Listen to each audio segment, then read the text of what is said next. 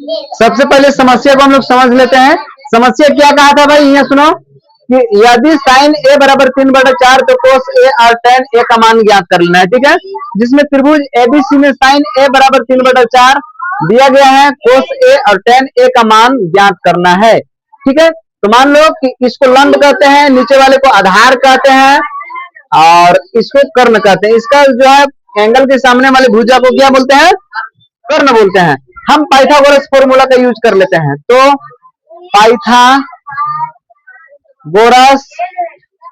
का सूत्र का यूज कर लेते हैं। इसका सूत्र क्या है,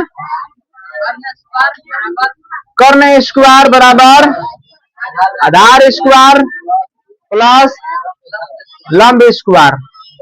ठीक है, हम साइन ए बराबर समझ लेते हैं कि साइन ए बराबर फॉर्मूला का है आधार बटा लंब बटा कर्ण होता है। लंब कितने है, लंब ही है, तो लंब का मान कितना है, 3 है और कर्ण कितना है, 4 है। तो हम इस मान को वैल्यू को जान लेंगे। ठीक है, अब सोच लो कर्ण कितना है, यहाँ पे 4 है, 4 का स्क्वायर। आधार कितना है नहीं पता है, लंब कितना है 3 का स्क्वायर, 4 चौके 16। इसके बाद में बराबर आधार का स्क्वायर प्लस 3 का स्क्वायर 9। अब सोच के तो प्लस में से इस साइड आएगा,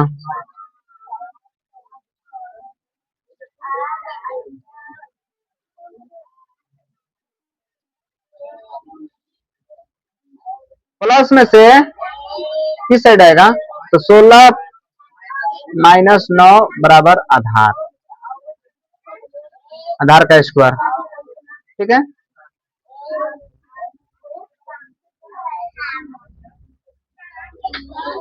लंब बटा कर्ण,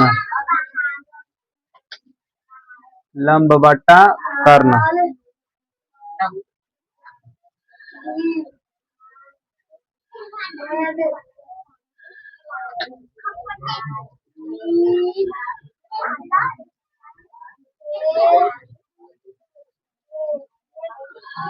सात हो गया ना, बराबर ही क्या हो जाएगा, आधार का स्क्वायर। लिखेंगे यहाँ पे दोनों तरफ वर्ग करने पर।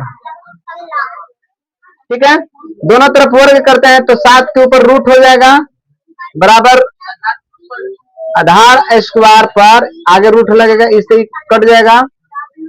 ठीक है, इसका वैल्यू कितना आ गया, आधार का रूट 7 आ गया। ठीक है, इसका रूट 7 हो गया। अब हमें क्या करना है, कोस ए बराबर, कोस कौन है, कोस ए है, कोस ए बराबर, तब कोस ए बराबर क्या होता है, आधार बटा कर्ण, रूट 7 बटा, यहाँ पे लिख लेते हैं आधार बटा कर्ण होता है। ठीक है, अब सोच लो कर्ण कितना है, 4, 10 ए बराबर, 10 बराबर क्या होता है, लंब बटा आधार। ठीक है, लंब कितना है इसमें,